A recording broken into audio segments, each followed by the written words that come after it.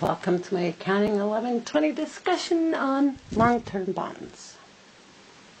It has just dawned on me that I did the last couple pencasts without my headset on, and you probably hear scratching of the pen. I'm sorry about that.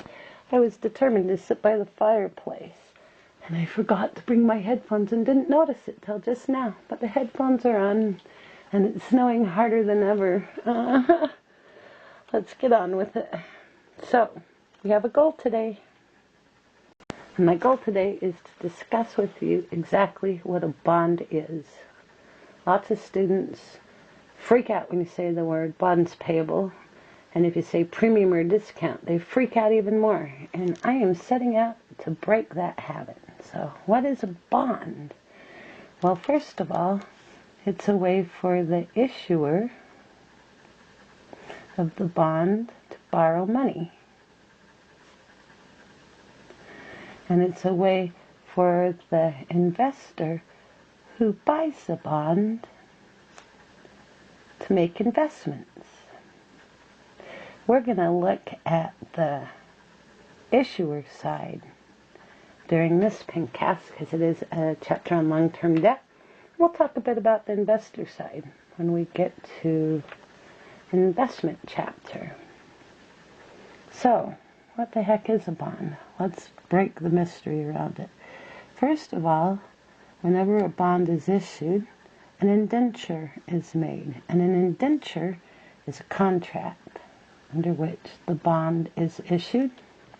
And the indenture gives you the specifics of the bond. It will tell you the face value of the bond. Bonds are usually issued in $1,000 increments, and there are a lot of them issued at once. So I'd be issuing 10 here.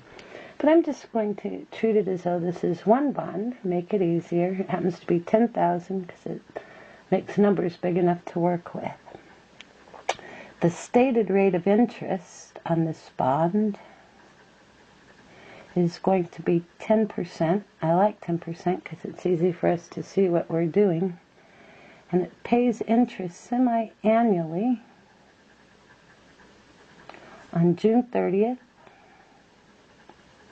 and December 31st. That makes the accounting a little bit easier as we're first learning to do bonds.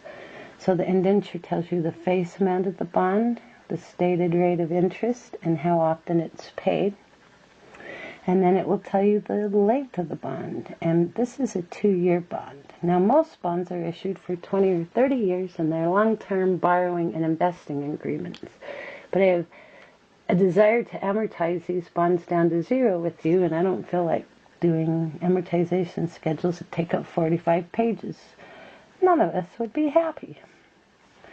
So, here's our bond, described under the indenture. And this bond has certain cash flows. And these cash flows will never change because they are determined by a contract. They are contracted. If you violate the contract, you can be put out of business for that. People like bonds because bonds are just a really nice way to invest money. So, first of all, our bond has a stated rate. If the stated rate is 10%, and it pays interest semi-annually, divide that by 2 to be twice a year, and it will be 5%. And since it's a 2-year bond, it will have 4 periods, because we're doing it semi-annually. So like we divided by 2 to get the interest rate, we'll times by 2 to get the number of periods. So we're going to borrow $10,000, and let's issue it on 12/31/13. That's coming right up. Then it will pay interest on 6/30 and interest again on 12/31/14.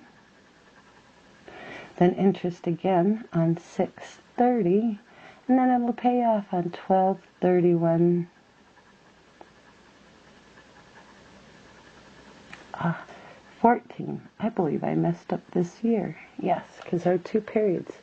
6/30 and 13, 12/31, still 13. Here's our first year. 6/30 and 14, and 12/31 and 14. And this bond would pay $500 at 5%, take $10,000. times that by 5%, you'll get 500, and it pays that interest every 6 months because it's a semi-annual bond, and it happens for 2 years, and then it pays, the issuer has to pay it off. So this is the cash flow from the issuer's perspective. Of course, it would be the opposite for the investor. And this cash flow is cast in stone because it belongs to this indenture and it's never going to change. So, the cash flow is determined by the indenture, and it never changes. The indenture is the contract. So the cash flow never changes. So we're going to use that cash flow for our examples, and it's never going to change. It's a contracted amount. So, what do we know? We know we have a $10,000 bond that's 10%, and that's never going to change. So we have a bond, and it's 10%.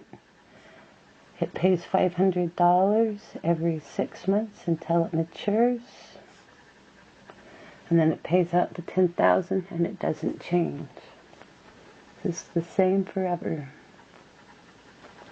But what does change is the market rate of interest. It wouldn't be uncommon for the market to change during the time we were putting this bond in place. It takes a long time to get a bond out the door.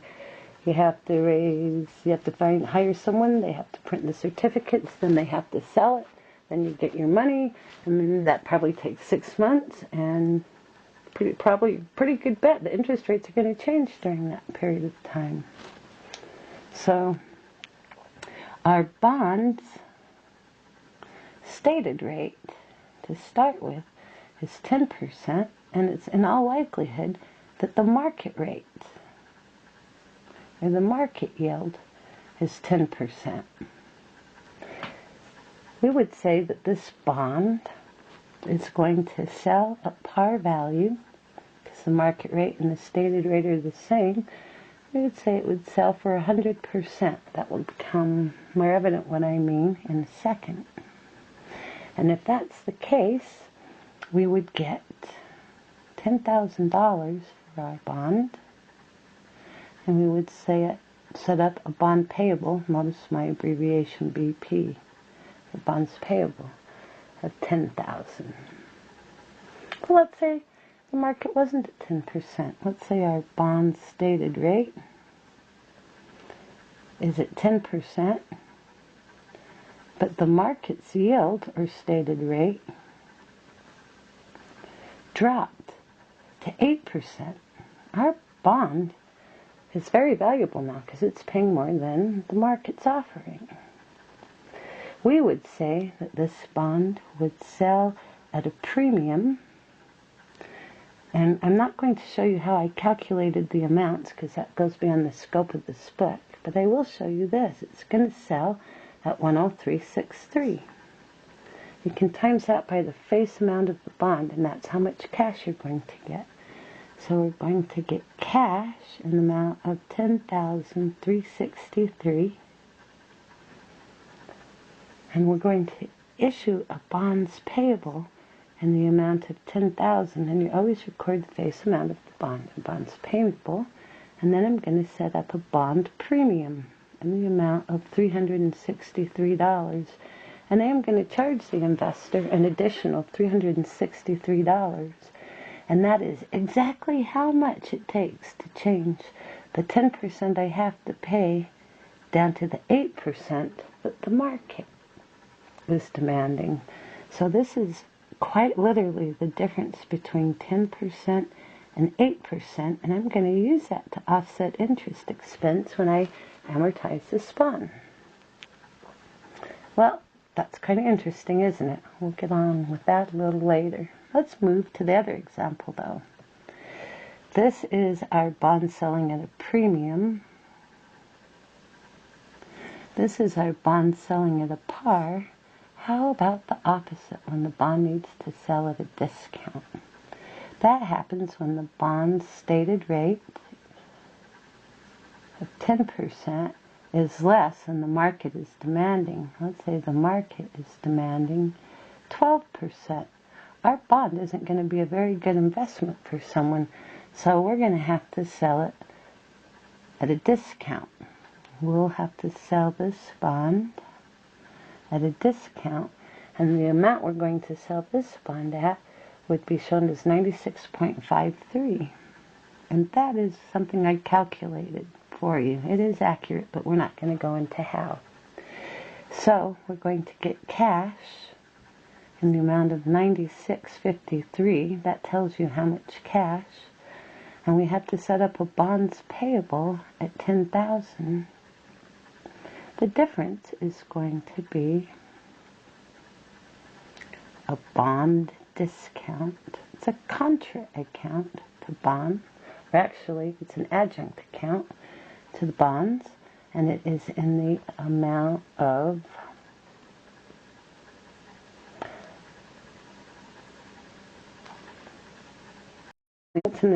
something. I forgot to figure it out. Let me see. 347 will make that work. And that is exactly the difference between 10% and 12%. Not kind of, but exactly. And I'm going to use that to increase my interest expense over the life of the bond. And when I sell it at a discount, I don't get the full face amount. And that's because I'm giving them the difference in interest right up front. So that's an interesting thought. Here's the deal. Bonds have a stated rate, and it can't change. The market changes. And the way that we can still sell bonds is by changing how much we sell them for. We change them by an amount that makes the investor get exactly what the market rate is. In the case of our premium, we had to sell it more so we could change the rate of interest from 10% to 8%. In the case of and that was our premium. In the case of our discount, our bond only pays 10, and we got to drive the interest rate up to 12% so we sell it for a little less. And we put in the premium account or the discount account the exact amount that we need to change it by to get the investor's rate of return where the market is demanding. So that's enough of a discussion on bonds. Let's review. A bond is a cash flow stream that someone sells to borrow money and someone else buys as an investment. Its cash flows is determined by the indenture, and that never changes. But the market rate of interest changes, and so bonds can sell for more or less so that it matches up with the market rate of interest. And bonds are a lot like stocks in that they have a secondary market. Once you issue a bond, it can change hands. People can buy it and sell it and buy it and sell it and buy it and sell it until finally the bond matures. And the way that we adjust the sales price in all those events is to calculate how much the bond should sell for, so it would give you the exact stated rate of return the market demands. So that's my discussion on what is a bond. I would like to move on to do the accounting for bonds. Premiums, discounts, and at par value. Thanks for joining me on this snowy, cold day. Hi, and welcome back to the land of the tundra, where today we're going to continue our discussion on long-term debt. Our goal in this pencast is to demonstrate the accounting for a bond sold at par value, or 100%. Another way to say that is the bond's stated rate, and the indenture is equal to the market rate. So there will be no bond premium or discount. We'll start with the easy one. My bond indenture says it's a $10,000 bond, I'm going to use the same bond all the way through. Pays 10% semi-annually. You get the drill, and you know by now that it kicks out a cash flow stream that's 2 years long, where it pays interest every 6 months. That we borrow $10,000, we pay interest in the amount of $500 every 6 months, and at the end of that time, we pay off the bond. If this were a real bond, that would probably be 30 years long, 2 times a year, amortization schedule 60 lines. We're not doing it. So, here's our cash flow, and that's never going to change. Those are our facts for this bond. Now, I could make an amortization schedule and analyze this. Say that word, amortization schedule. But you know what? It wouldn't provide any useful information on a bond sold where it's sold at par. So I'm just going to make the journal entries based on our cash flow. I'm skipping the analytics and going right to journal entries. Don't do that too often. In this case, we're all right. Let's first record the fact we borrowed money. We'll get some cash, and we'll have a bonds payable in the amount of $10,000. That's our first journal entry. 6 months later, on 6/30, guess we should put dates on this. We issued this bond on 12/31/13. Let's get dates on it. See if I can do them right this time. On 6/30 and 12/31/13. I guess we're issuing it on 12/31/12, huh? Bite me.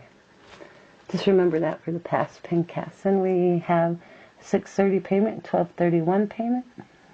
6/30 payment and a 12/31/14 payment.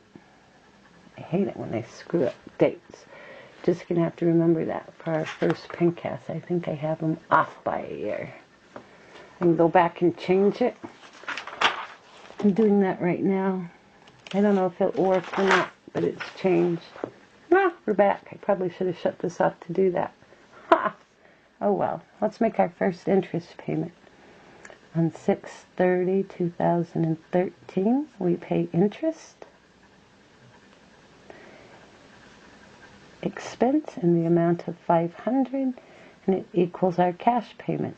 And our bond, we didn't sell at a premium or a discount, so we're just forking over the interest payments. On 12/31, you would make another interest payment, interest expense and cash, $500. And I'm not going to keep doing that because I think it'll make you crazy if I do. So you would make 2 more of these. Exact same entries right here. One on 6/30/2014 and one on 12/31/2014. And then the last entry, you would pay it off. So on 12/31/14, you would just say bonds payable debit 10,000 and credit cash 10,000. So I just skipped these 2 payments because they're the same, and I went right for the last payment where we paid the bond off. How would this look on our balance sheet? Well, it wouldn't matter where you looked at it because there isn't a premium or discount changing the amounts. Under long-term debt, you would show a bonds payable in the amount of $10,000.